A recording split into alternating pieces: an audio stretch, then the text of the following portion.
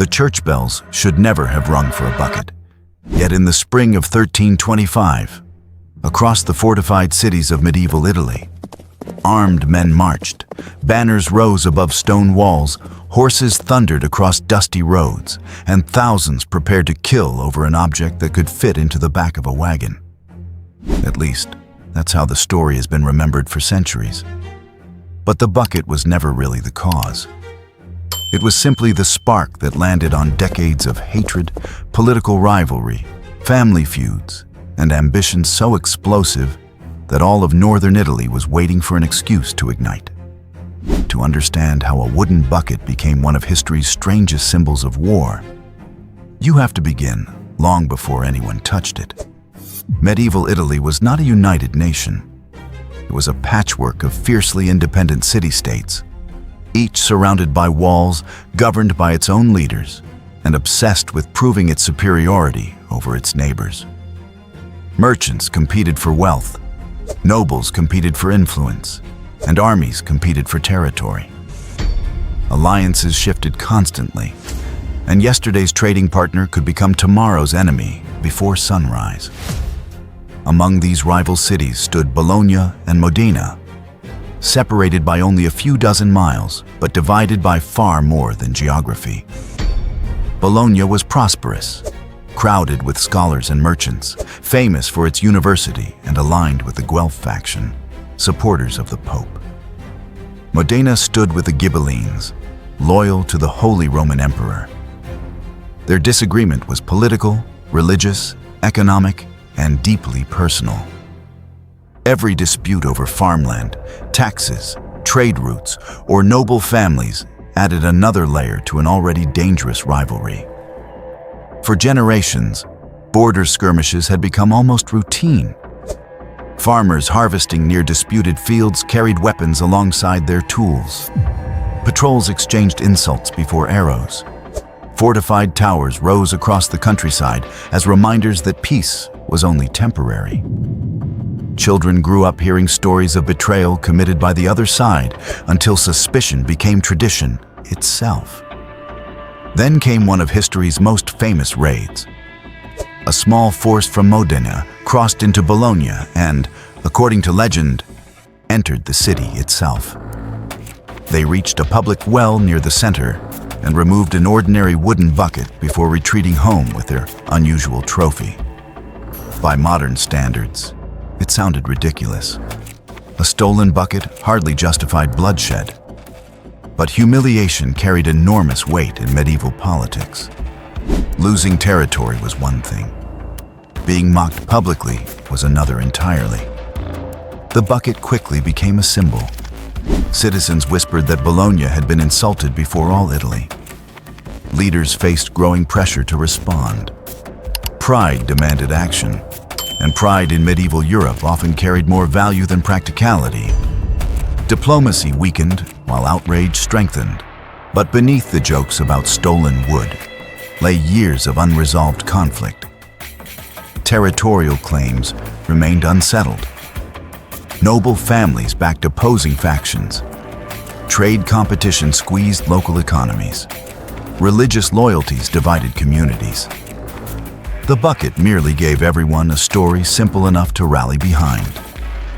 Soon, Bologna assembled an enormous army. Contemporary accounts suggest tens of thousands answered the call, including knights, infantry, crossbowmen, militia, and hired mercenaries. Bells echoed through churches as men abandoned workshops and farms to gather beneath banners stitched with family crests and city symbols. Armor was repaired, horses were fed, and blacksmiths worked through the night shaping spearheads and sword blades. Across the border, Modena prepared as well.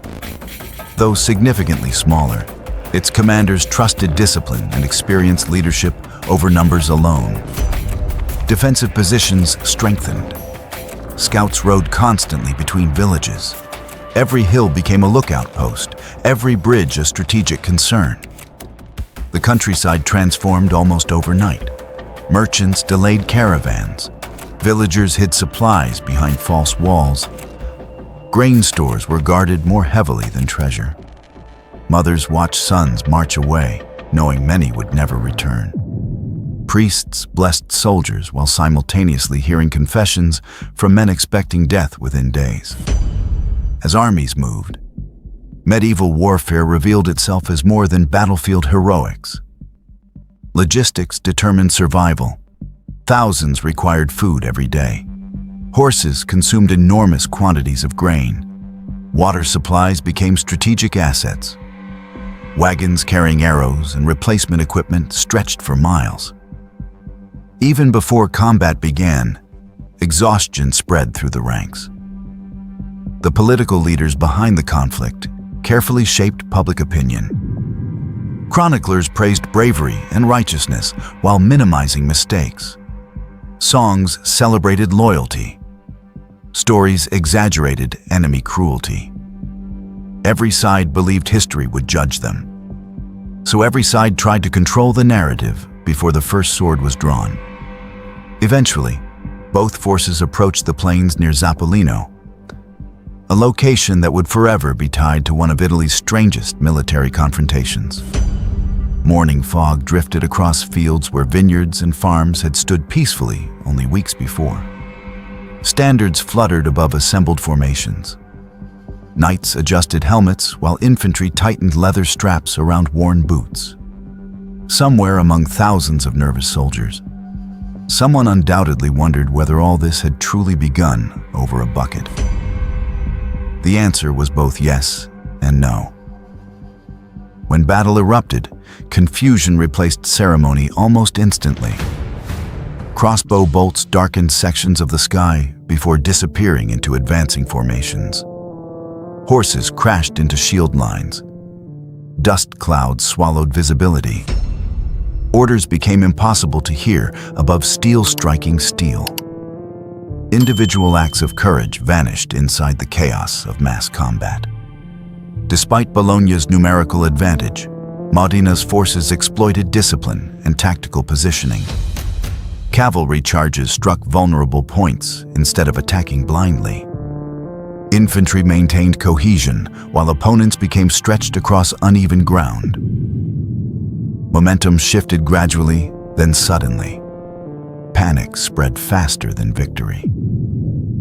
Once portions of Bologna's line collapsed, retreat became contagious. Men who could no longer see commanders assumed defeat and ran. Those still fighting discovered allies disappearing beside them. The organized withdrawal transformed into disorder as fleeing troops clogged roads leading back toward safety. Modena pursued relentlessly. The psychological impact proved devastating. Victorious soldiers captured equipment, banners, and prestige. Bologna lost not merely a battle, but confidence. Casualties mounted while survivors struggled to explain how superior numbers had failed against a determined opponent. The triumph carried symbolic value beyond territory. It demonstrated that planning and cohesion could overcome sheer size. Military observers across the region studied the encounter, while neighboring cities recalculated alliances based on changing perceptions of strength. And then came the detail that guaranteed immortality. The wooden bucket remained in Modena. Whether originally seized during the raid or celebrated afterward as a trophy, the object became the perfect symbol of victory. It represented humiliation preserved in physical form. Visitors could look upon it and remember that an entire city had mobilized armies, yet failed to reclaim something so ordinary. Over time, storytellers amplified the tale. Generations simplified decades of political conflict into one irresistible sentence: a war fought over a bucket. The phrase survived because humans remember symbols better than treaties. They remember objects better than policy disputes. A bucket fit neatly into memory, where complicated alliances did not. Yet the real story was far richer. The Guelph Ghibelline divide itself stretched back generations, rooted in competing visions of authority across Europe. Supporters of papal influence clashed repeatedly with imperial loyalists. Cities became extensions of ideological struggles far larger than local grievances. Marriages, commerce, and military planning all reflected these broader loyalties. Economic competition intensified everything. Bologna's prosperity depended on trade routes and intellectual prestige through its university. Modena sought influence through regional power and strategic positioning. Success for one often threatened opportunities for the other. Prosperity itself became another battlefield. Family honor added still another layer. Noble dynasties remembered insults for decades. Feuds passed from parent to child until descendants inherited enemies they had never met. A diplomatic slight at one banquet might influence military decisions years later. Personal pride and public policy became impossible to separate. Religion also fueled identity. Aligning with pope or emperor shaped governance, taxation, legal systems, and alliances. Citizens viewed themselves not merely as residents of cities, but participants in larger moral causes. Leaders understood this and framed conflicts accordingly, transforming political calculations into righteous missions. Meanwhile, ordinary people paid the highest price. Farmers returned to burned fields where harvests had vanished. Merchants discovered bankrupt customers and unsafe roads. Craftsmen lost apprentices drafted into armies. Children grew up missing fathers who never returned. The bucket entered legend, but countless unnamed lives disappeared into statistics. Medieval chroniclers often focused on nobles because nobles commissioned histories. The voices of blacksmiths, millers, shepherds, and widows survive only indirectly. Yet their experiences reveal war's true cost. Every destroyed cart represented lost income. Every abandoned vineyard represented years of labor erased. Every damaged bridge interrupted communities already struggling to recover. As years passed, the physical battlefield changed. Grass reclaimed disturbed earth. New generations cultivated former killing grounds. Travelers crossed areas once soaked with blood without realizing the history beneath their feet. Memory shifted from lived experience to story. The bucket, however, remained tangible. Today, visitors to Modena can still see the famous relic preserved as a reminder of the conflict that immortalized it. Whether viewed as authentic wartime loot or symbolic propaganda, it continues attracting curiosity centuries after swords stopped clashing. Few military trophies have enjoyed such unlikely longevity. Historians debate details surrounding the raid and the object itself. Medieval sources frequently mixed fact with embellishment, and later writers enjoyed dramatic storytelling. Some accounts emphasize the bucket more heavily than contemporaries likely did.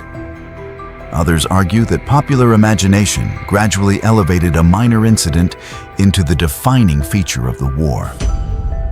That transformation reveals something profound about history itself. People crave simple explanations.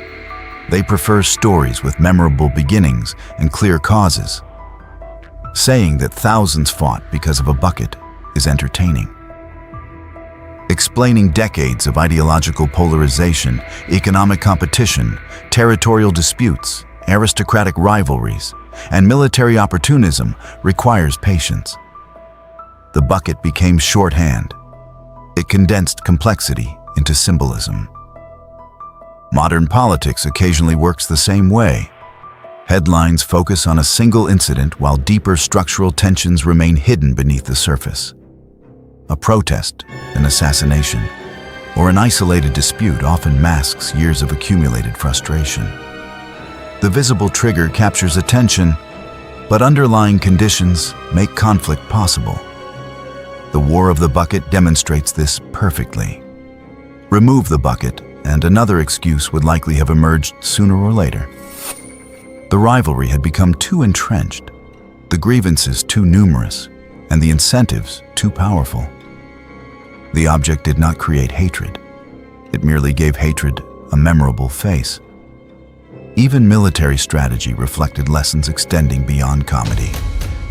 Commanders recognized the importance of morale, cohesion, and psychological warfare. Humiliating an opponent could matter almost as much as defeating them physically. Symbols influenced recruitment, diplomacy, and public confidence in ways impossible to measure precisely, but impossible to ignore. For Bologna, recovery required rebuilding prestige as much as infrastructure. Political leaders worked to restore credibility while merchants reopened disrupted trade.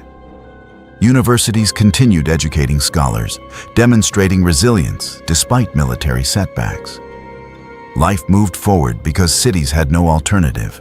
For Modena, victory reinforced identity. The successful defense and celebrated trophy strengthened civic pride. The bucket evolved into more than stolen wood.